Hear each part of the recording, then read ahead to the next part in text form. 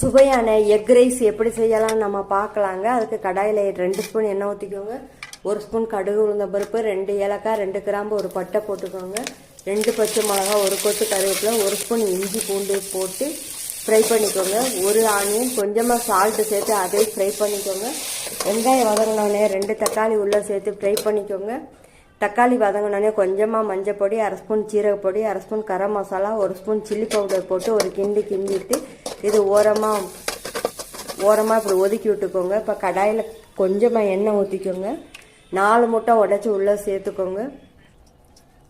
தேவையான அளவுக்கு சால்ட்டு உள்ளே சேர்த்துக்கோங்க. பெப்பர் உள்ளே சேர்த்து இதை கொஞ்சமாக நல்லா கலந்து விட்டு வேக வச்சுக்கோங்க. இப்போ முட்டை நல்லா வந்துடுச்சு. இப்போ எல்லா பக்கம் மிக்ஸ் ஆகுற மாதிரி எல்லாத்தையும் கலந்து விட்டுக்கோங்க.